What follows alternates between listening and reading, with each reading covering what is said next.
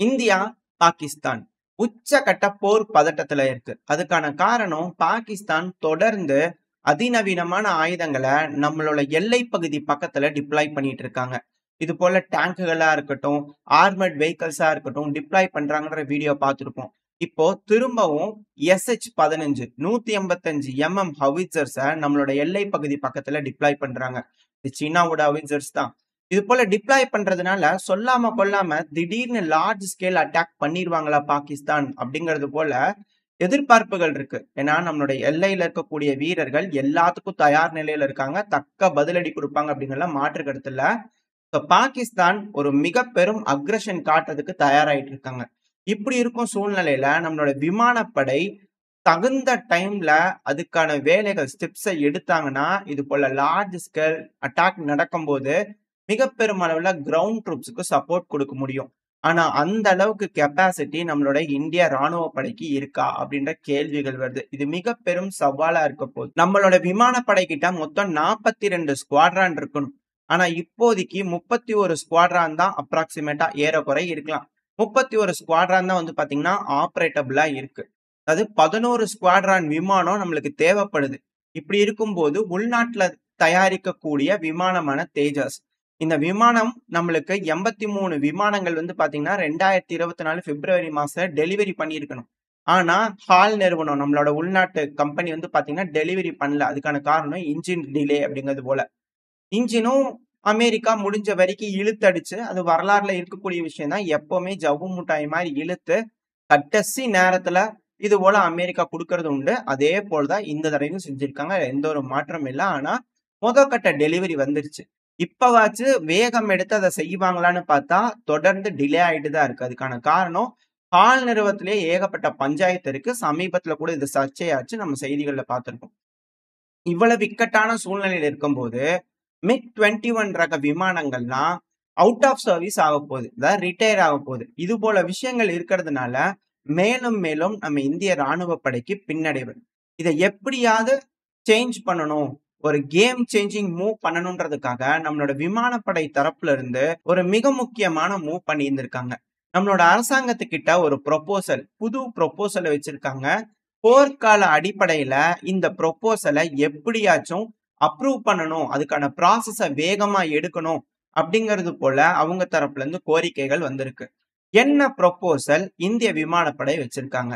அப்படி அந்த ப்ரொபோசல் வைக்கிறதுனால இது போல ஷார்டேஜஸை ஓவர் கம் பண்ண முடியுமா அப்படின்ற கேள்விகள் பெருமளவுல வர ஆரம்பிச்சிருக்கு. சரி, ஓகே. இப்போதைக்கு நம்ம கிட்ட வந்து பாத்தீங்கன்னா சுகாய் MK சூப்பர் சுகாய் ரக விமானங்கள் தோராயமா 260 கிட்ட இருக்கலாம், ஆப்ரேட்டபிளா இருக்கலாம். ஏன்னா 280 கிட்ட இருந்தது, சில பலது ஆக்சிடென்ட் ஆயிருக்கு. 260 கிட்ட இருக்கலாம் வச்சுக்கோங்க. இது என்னோட தனிப்பட்ட கருத்து தான், எக்ஸாக்டான தகவல் இல்லை. இப்ப இந்த சமயத்துல கூடவே தேஜஸ் ரக விமானம் டெலிவரி பண்றாங்கன்னு வச்சுக்கோமே. ஏன்னா தேஜஸ் ரக விமானத்தோட காஸ்ட் பார்க்கணும். அதாவது 97 தேஜஸ் ரக விமானம் அடிஷனலா ஆர்டர் பண்றதுக்கு வந்து பாத்தீங்கன்னா $680 பில்லியன் அளவுக்கு ஒதுக்கீடு பண்ணியிருந்தோம். அதுல கணக்கு போட்டு பாத்தீங்கன்னா $7.8 பில்லியன் வருதுன்னு வச்சுக்கோங்களேன் ஒரு தேஜஸ் ரக விமானத்துக்கு. இது உள்நாட்டிலேயே தயாரிக்கிறதுனால கொஞ்சம் கம்மியான தொகை தான். இது போல வந்துருச்சுன்னா பரவாயில்ல. சோ நம்மளோட சுகாய் ரக விமானம், 2வது தேஜஸ் ரக விமானம். சோ ஃபியூச்சர்ல ஆம்கா விமானம் வந்ததுன்னா அது எல்லாத்துக்குமே பயன்படுத்துறதுக்காக ஒரு லாயல் விங்மேன் தேவைப்படுது. குறைஞ்சது 200ல இருந்து 300 லாயல் விங்மேன் வேணும் அப்படிங்கிற ப்ரொபோசலை நம்மளோட விமானப்படை தரப்புல இருந்து வந்து பாத்தீங்கன்னா வச்சிருக்காங்க கோரிக்கையா. இத உள்நாட்டிலேயே தயாரிக்கணும். இதுக்கு காட்ஸ் 2 அப்படிங்கிறது போல ப்ரோக்ராம் இருக்கு. இதுவும் ஹால் நிறுவனம் தான் தயாரிக்க போகுது. காட்ஸ்ங்கிறது காம்பேட் ஏர் டீமிங் சிஸ்டம். ஸோ இந்த ரக அன்மேன்டு லாயல் விங்மேனை வந்து பாத்தீங்கன்னா உற்பத்தி பண்றதுக்கு ஒரு பீஸுக்கு தோராயமா தான் 15 இருந்து 18 மில்லியனுக்குள்ளதான் ஆகும். அதாவது விமானத்தை தயாரிச்சு கொடுக்கறதுல கால் பகுதி பங்கு தான் வந்து பாத்தீங்கன்னா ஒரு விங்மேனை தயாரிக்கிறதுக்கு ஆகும். ஆல்ரெடி நம்ம கிட்ட சுகாய் ரக விமானங்கள் இருக்கு, சுகாய் 30 ரக விமானங்கள் இருக்கு. இப்ப இருக்கக்கூடிய விமானத்துக்கு லாயல் விங்மேன் கொடுத்தோம் அப்படின்னா இழப்புகள் கம்மியாகும்.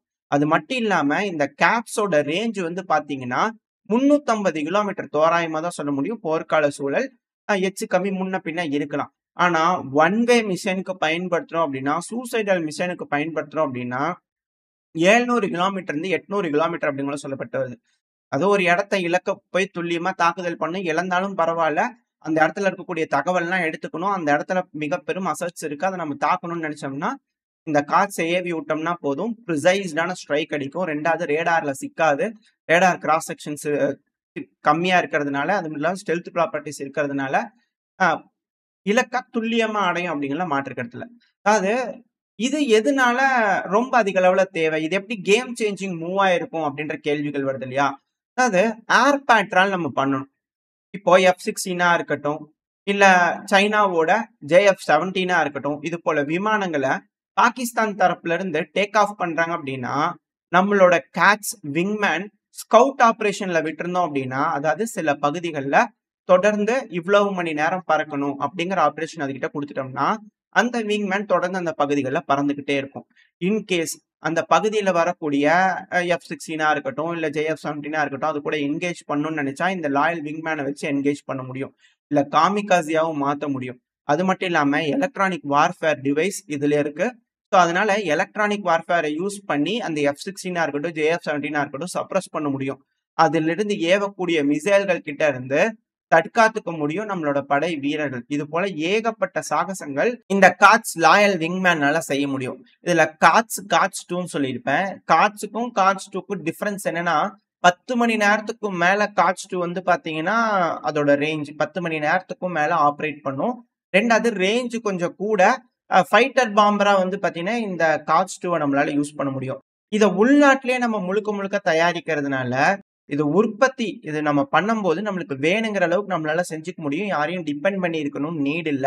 உள்நாட்டிலேயே செஞ்சுக்கிறதுனால வேணுங்கிற மாரியான மாடிஃபிகேஷன் செஞ்சுக்க முடியும். ஃப்ரண்ட் லைன்ல களத்துல பயன்படுத்த எந்த அளவுக்கு தேவையோ அதுக்கு ஏத்த மாரி மாடிஃபை பண்ணிக்க முடியும். இந்த ஒரு காரணத்தினால நம்மளோட ஃபைட்டர்ஸ், நம்மளோட ஏர் ஃபோர்ஸ் வந்து பாத்தீங்கன்னா, பாகிஸ்தானுக்குள்ள டீப்பா பெனிட்ரேட் பண்ணி போகணும் அப்படின்னா, இனிஷியலா அங்க ஏர் டிஃபென்ஸ் சிஸ்டம்லாம் இருந்துச்சு அப்படின்னா, இல்ல ஏவாக்ஸ்லாம் இருக்கு அப்படின்னா, முதல்ல நம்மளோட லாயல் விங்மேன் அனுப்புறதுனால, இந்த லாயல் விங்மேன அங்க இருக்கக்கூடிய ரேடார்ஸ்லாம் டார்கெட் வைக்குது அப்படின்னா, பின்னாடி வரக்கூடிய விமானப்படை வீரர்களுக்கு தெரிஞ்சிரும். ஸோ அத டார்கெட் பண்ணி அழிக்கிறதுக்கு வாய்ப்பு இருக்கு. நம்மளோட விமானம் படை வீரர்கள வந்து புரொடெக்ட் பண்ண முடியும். விமானங்கள புரொடெக்ட் பண்ண முடியும். இது போல விங்மேன் இருக்கிறதுனால. ஸோ காட்ஸ் வாரியரா இருந்தனா தொலைதூரத்துல போய் ரொம்ப நேரம் ஸ்கவுட் ரேஞ்சுக்கா இருக்கட்டும், ரொம்ப தூரம் உள்ள போய் அ மிஷன முடிக்கணும் அப்படின்னா, கிரவுண்ட்ல இருக்கக்கூடிய ட்ரூப்ஸ் எலிமினேட் பண்ணும் பாகிஸ்தானுக்குள்ளனா, இது போல விஷயங்களுக்கு காட்ஸ் 2 வந்து பாத்தீங்கன்னா உதவியா இருக்கும். ஸோ அத கூடிய சீக்கிரத்துல முடிக்கணும் அப்படிங்கிறது போல கோரிக்கைகள் வந்து பாத்தீங்கன்னா, இந்தியன் ஏர் ஃபோர்ஸ் தரப்புல வந்திருக்கு. அது கூடவே Ghatak unmanned aerial combat vehicle யூகேவ்னு சொல்லுவாங்க. ஸோ இதையும் அதிக அளவுல நம்ம உள்நாட்டுல ப்ரொடியூஸ் பண்ணணும் அப்படிங்கிறது போல. இந்த அன்மேன்ட் ட்ரோன் வந்து பாத்தீங்கன்னா, ஸ்மார்ம் ஆஃப் ட்ரோன்ஸ்ல ஒர்க் ஆகும். லாயல் விங்மேன் மாரி ஒர்க் ஆகும். டீப்பா பெனிட்ரேட் பண்ணி தாக்குதல் பண்றதுக்கு உதவும். 2வது இதுல 1.5 டன் அளவுக்கு பேலோட் எடுத்துட்டு போய் எதிரியோட நிலை மேல போட முடியும். இது போல பல விஷயங்கள் இருக்கு. இதுவும் ஆள் இல்லாத போர் விமானம் அப்படிங்கிறதுனால அதிக பெனிஃபிட்ஸ் நம்மளோட படை வீரர்களுக்கு கிடைக்கும். இது போல ப்ரொபோசல்ஸ் நம்மளோட இந்தியன் ஏர் ஃபோர்ஸ் தரப்புல வச்சிருக்காங்க. இத நம்மளோட அரசாங்கம் ஏத்துக்குமா? எடுத்துக்கிட்டு கூடிய சீக்கிரத்துல போர்க்கால அடிப்படையில நம்மளோட வீரர்களுக்கு இத நிறைவேத்தி தருவாங்களா? என்ன நடக்க போகுது அப்படிங்கிறத வெயிட் பண்ணி பார்த்தலாம். ஓரளவுக்கான தகவல்கள் இந்த பதிவுல பார்த்திருப்போம்னு நினைக்கிறேன். இதோட இந்த பதிவை நான் முடிச்சுக்கலாம். இந்த பதிவு எப்படி இருந்துச்சு உங்களுக்கு பிடிச்சிருக்கா? பிடிச்சுனா லைக் பண்ணிட்டு உங்க ஃப்ரெண்ட்ஸ் அண்ட் ஃபேமிலியோட ஷேர் பண்ணிக்கோங்க. அது கூடவே மறக்காம இந்த பதிவு பத்தின கருத்துக்களை கமெண்ட் செக்ஷன்ல சொல்லுங்க. இந்த பதிவு நல்லா இருக்கும்ன்ற நம்பிக்கையில அடுத்த போய் உங்களை சந்திக்கிறேன். அது வரைக்கும் ஸ்டே சேஃப். பை.